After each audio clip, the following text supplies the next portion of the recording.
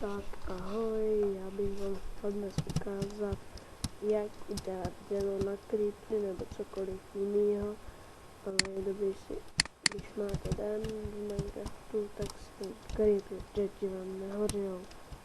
Takže si takhle naspawnujeme, děláme si takovýhle jednoduchý tvár.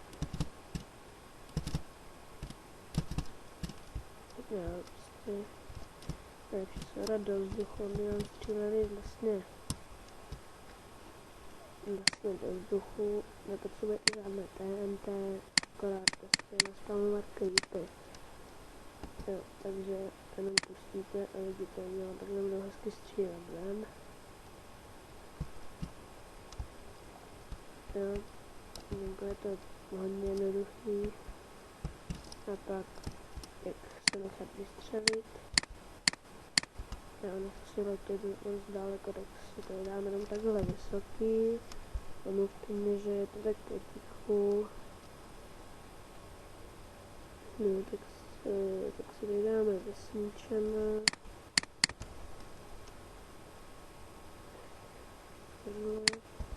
Vlastně budete chvíli spawnovat na tu jednu kousku, dokud tam nebude jen takový kuželek v dobu. Ono to stačí i takhle, ale záleží, jak chcete daleko, jo.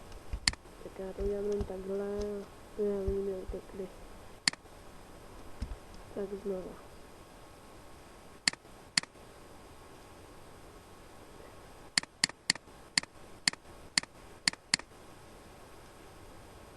Tak naspawnujem.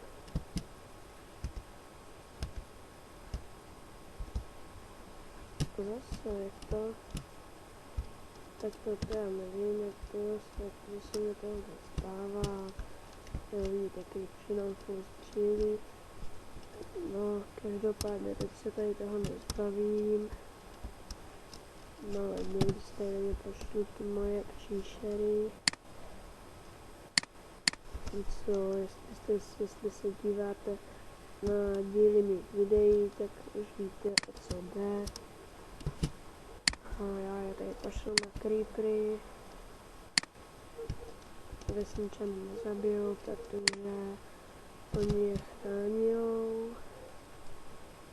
No, je můžete najít normálně volně žít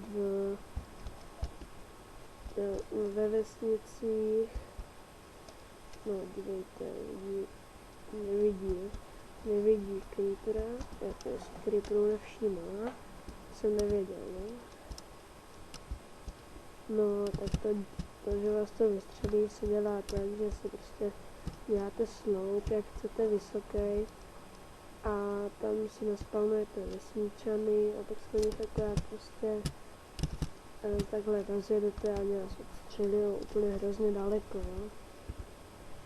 Tak, ahoj a u příštího videa, čau.